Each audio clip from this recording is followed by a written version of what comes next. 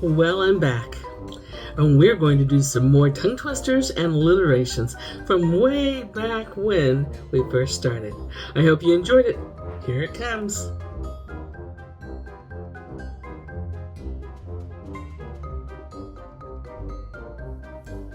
Hi, my Linda Butterworth here with Alliteration Adventure 438.